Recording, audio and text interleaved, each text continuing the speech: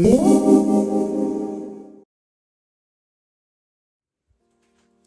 everybody, it's Erin Cochran, the House Whisperer from revealingredesign.com. It has been a little while since I've made a video, and I wanted to take the opportunity today to talk to you about making use of old stuff. So old stuff in your house, old heirlooms, old rooms, things like that. I've been working on my own office, which is the room behind me here, and the foyer here, the front entrance to my house. And I've put some pictures up on Facebook and Instagram as things were progressing, but finally the space is pretty much done. Not that room is ever completely finished, but I wanted to go through some things today with you and show it off.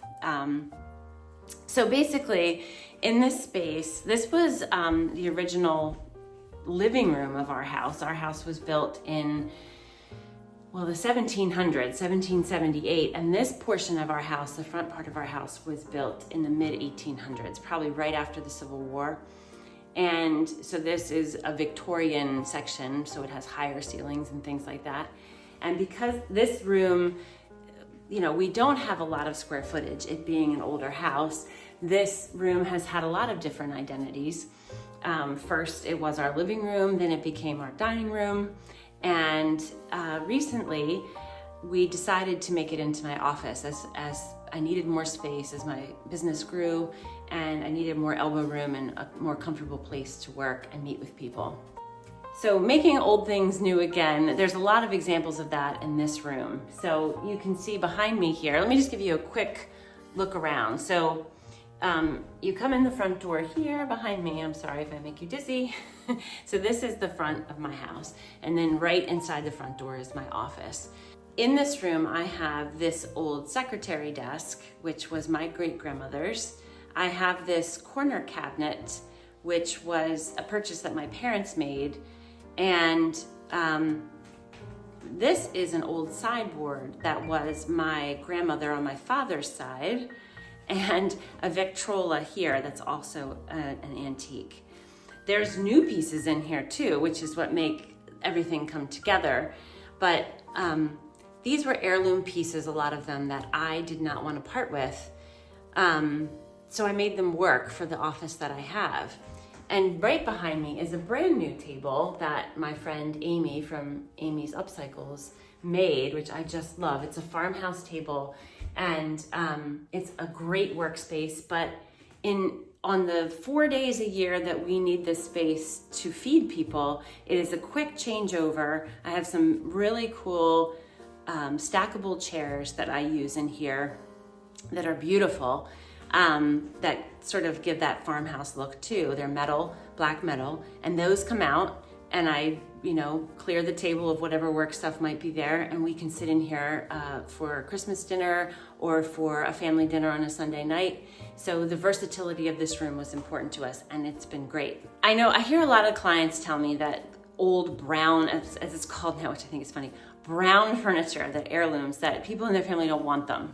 They don't know what's going to happen to them, and or they don't know what to do with them in their own houses because they feel heavy. So in this case, this secretary, which is in the Eastlake Victorian style, as I said, was my great-grandmother's. It is a desk. So, and it's the focal point of this room. But the way I have it set up, so that if I sit at the dining table, and then I can turn around, and this roll top here is where my laptop is and other things. So it's another work surface for me, and it's also a great place to store things out of sight. The corner cabinet here is the fussiest piece in the room as far as I'm concerned, and it's still going through a transformation. It's not finished yet.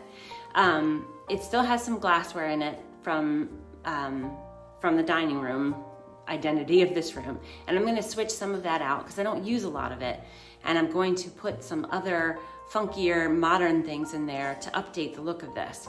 And that's also true in the secretary. I've put some more contemporary things in there, as well as some antiques, and some fun personal things, so it's beautiful to look at.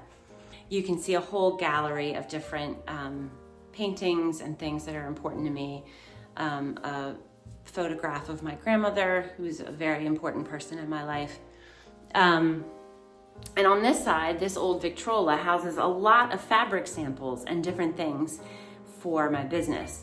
Next to it is Rudy's crate, because he's always with me, my corgi Rudy, and his little house is in here. That's his little den. So, and I have a black and white rug covering it to, again, make it look more attractive and make it work in the space. So above the Victrola here is inspiration board for me, something that faces me while I work, all kinds of neat images to see on there, and it always makes me feel happy and keeps me going. So over here, the sideboard that was my grandmother Reed's, that was a dark Mediterranean piece that I decided years ago I painted it to freshen it up. So now I changed the hardware on it to continue with our black and white theme.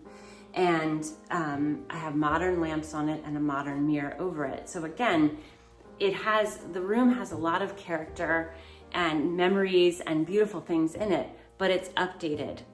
And you can see the modern light fixture that's a lantern style light fixture over my desk, giving me lots of good light to work, and it has a dimmer on it for the times that we entertain. Thanks so much everybody for taking this little tour with me.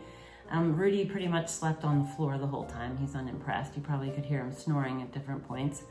But I hope that it gives you some inspiration and new thought on how to use older spaces in your house that maybe haven't gotten a lot of attention in the past few years and aren't getting a lot of use because you don't like them anymore and you certainly don't love them. Or maybe some heirlooms or older pieces of furniture that need a refresh or a rethink so that they can really serve you well.